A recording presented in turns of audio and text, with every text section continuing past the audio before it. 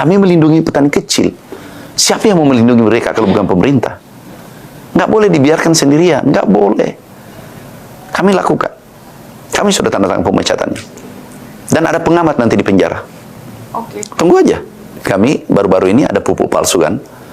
27 perusahaan kami blacklist. Dan kami kirim ke penegak hukum ada 5 pupuk palsu.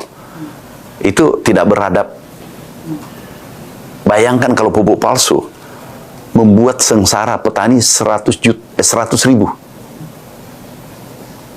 Kemarin kita hitung 100.000 dampaknya yang menerima.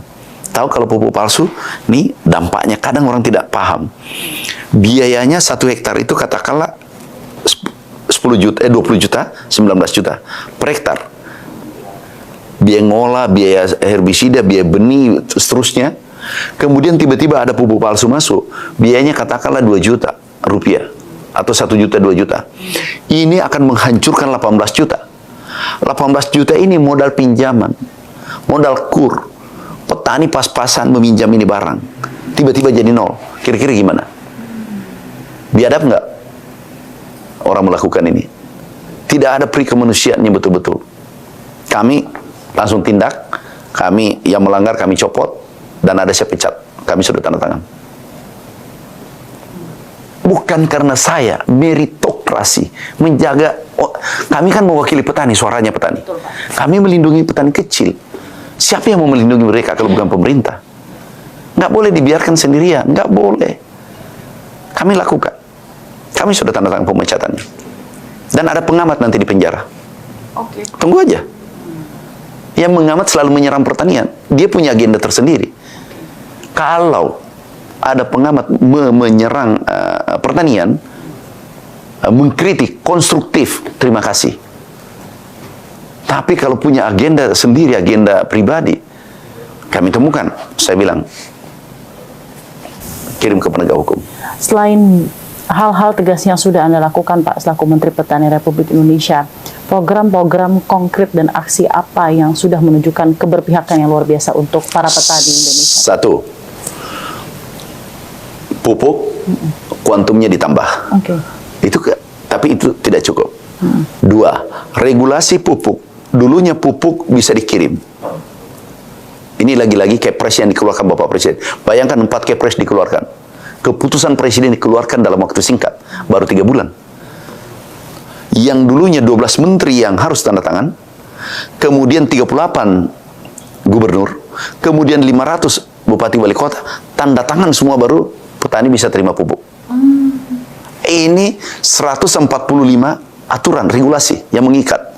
Sekarang Perpres yang keluar dari Menteri kami, dari Menteri Pertanian, langsung ke produsen, produsen langsung ke petani. Ini saja petani bahagia, kami sudah keliling. Ketiga, ada UMKM, utang petani, nelayan, diputihkan kan? Iya. Betul, Pak.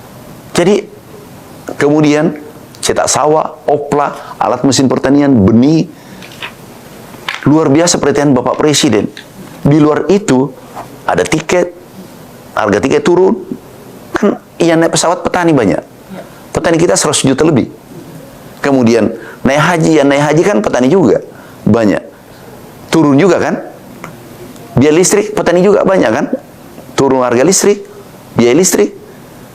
Kemudian ada diskon untuk jalan tol. Jadi betul-betul 130 hari keberpihakan Bapak Presiden terang benderang. Di mana sisi gelapnya? Terang benderang. Toh masih ada yang belum. Iya, ini kan pemerintah ini berjalan terus sampai kiamat. Tidak bisa selesai 5 tahun.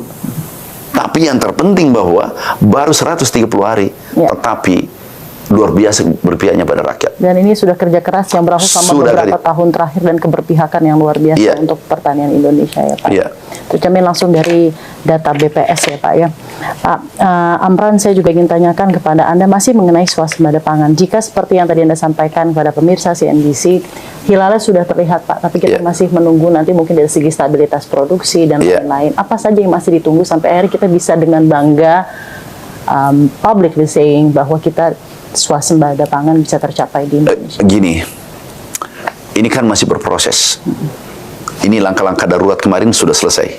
Sekarang yang tidak darurat itu adalah cetak sawah oplah. Ini kita lakukan. Kemudian kami klaster untuk pertanian modern. Ini kan tidak semudah yang kita bayangkan, karena kami ingin klaster ini yang 3 juta hektar nanti sejajar dengan Amerika, pertanian Amerika, sejajar dengan Jepang, sejajar dengan negara-negara maju. Ini kami ingin Amerika, Arkansas, saya dari sana. Kami ingin sejajarkan klaster ini. Semua menggunakan teknologi tinggi, sehingga milenial mau turun bekerja. Karena pendapatan minimal 10 juta. Dan ada testimoni yang seluruh yang testimoni minimal 15 juta. Artinya milenial mau turun. Milenial kita berapa? 52%. Ini yang akan mengantar nanti Indonesia menuju Indonesia emas. Kita ini paling tinggi 5 tahun. Nah, kita persiapkan generasi muda untuk menuju Indonesia emas. Tetapi apa yang bisa membuat tertarik? Kalau pertanian kotor, pertanian miskin, pertanian rugi, nggak mungkin. Dipaksa pun nggak mungkin mau masuk. Tetapi kita ciptakan desain menjadi pertanian, transformasi pertanian tradisional menuju pertanian modern, sehingga mereka tertarik. Yang membuat tertarik adalah satu, menguntungkan. Pendapatannya kalau 5 juta, 3 juta nggak turun. Tapi kalau sudah 15 juta, tentu menarik. Yang kedua, teknologi tinggi. Panen dulu kalau pakai sabit 25 hari. Ini cuma 4 jam. Tidak cukup 1 hari. Karena menggunakan combine harvester. Inilah kami berikan kepada anak muda sebagai insentif. Berikutnya, dia nanti lanjutkan. Nah, ini yang kita bangun ke depan. Coba, kita kali sederhana aja. Kalau 3 juta selesai. Katakanlah 2 kali panen, 5 ton. Per 1 kali panen, berarti 30 juta ton kan? Produksinya ke depan. Khusus tambahan ini. Kalau 30 juta ton, itu rendemennya separuh, berarti 15 juta ton. Kita cuma kekurangan 2-3 juta ton, 4 juta ton. Berarti ada surplus 11 juta ton yang siap diekspor. Pada saat itulah Indonesia menjadi lumbung pangan dunia. Hitungannya jelas, arahnya jelas. Yang penting jangan diganggu. Jangan diganggu, ini kita lagi asik bekerja. Dan kami berani pertanggungjawabkan apa yang kami lakukan bersama teman-teman.